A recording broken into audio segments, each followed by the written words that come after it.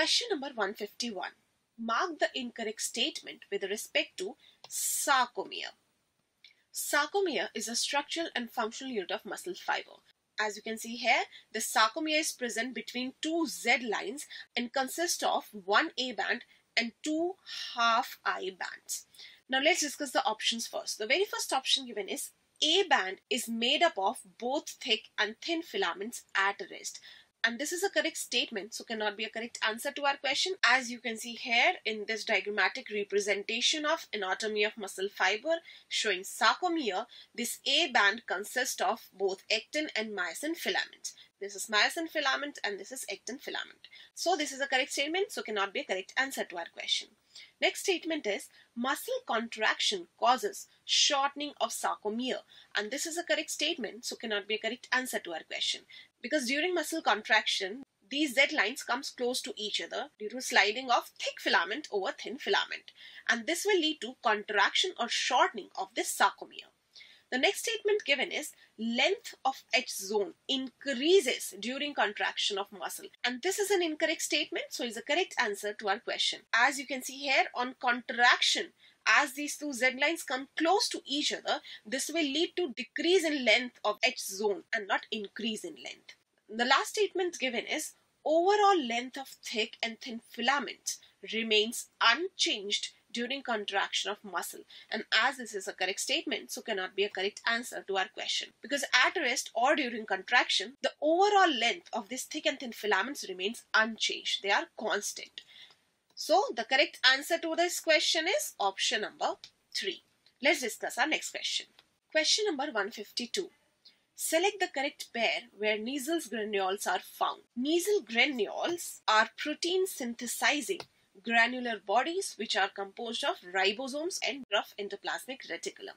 And these Neisel granules, as you can see in this diagram representing the structure of a neuron, is present in cell body, also known as cytosol, as well as in dendrites. So the correct answer to this question is option number 2, that is cell body and dendrites.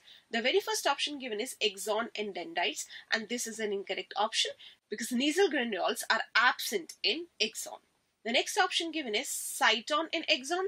This is an incorrect option. Neisel granules are not present in axon. The last option given is cytosol and nucleus. This is also an incorrect option because these Neisel granules are present in the cytoplasm of cell body or cytosol. So the correct answer to this question is option number 2. Let's discuss our next question. Travelers who quickly cross several time zones experience jet lag due to disruption of their diurnal rhythm, which is caused due to. Now we know that the diurnal rhythm of our body is maintained by a hormone known as melatonin, secreted from the pineal gland, and the secretion of this hormone increases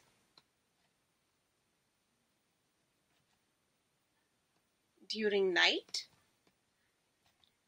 whereas decreases during daytime. And in travelers who quickly cross several time zones, they experience this jet lag. Why? Because these travelers cross different time zones, and then due to the alteration in their timing, the duration of daylight stimulus changes, which leads to alteration in the melatonin secretion from the pineal gland. And so, as the secretion of melatonin secretion is disturbed in these travelers, this will affect the diurnal rhythm of their body. So from this we can conclude there is alteration in the secretion of melatonin from the pineal gland, which will lead to the disruption in their diurnal rhythm. So the correct answer for this question is option number 2, that is disruption of activity of pineal gland is the correct answer to our question. On the other hand, the other options are like deficiency of thyroxine is an incorrect option because thyroxine has no role to play in diurnal rhythm maintenance. The next option is overproduction of MSH. MSH is melanocyte stimulating hormone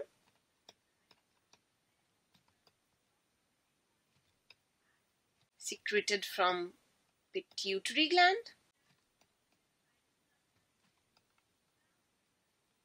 The target organ for these hormone is melanocytes in skin, and which will lead to the formation of melanin granules. So this is an incorrect option. The next option given is deficiency of thymosin, and this is also an incorrect option. Thymosin is a hormone which is secreted from thymus gland and it has no role to play in diurnal rhythm maintenance. So the correct answer for this question is option number 2. Let's discuss our next question. Question number 154. Read the following statements and select the correct option. The very first statement given is, at electrical synapse, neurotransmitter molecules move from one neuron to other via gap junctions. And this is an incorrect statement because at electrical synapse, ions move from one neuron to other via gap junctions and not neurotransmitters. The next statement given is, as compared to electrical synapse, size of synaptic cleft is greatly reduced in case of chemical synapse. And this is also an incorrect option because the size of synaptic cleft is greatly reduced in case of electrical synapse and not in chemical synapse. At electrical synapse, the presynaptic membrane and the postsynaptic membranes are connected via gap junctions. So the correct answer for this question is option number 4, that is both statements are incorrect. Whereas the other options are like both statements are correct is an incorrect option. Only statement 1 is correct is an incorrect option. Only statement 2 is incorrect is also an incorrect option. So the correct answer for this question is option number 4.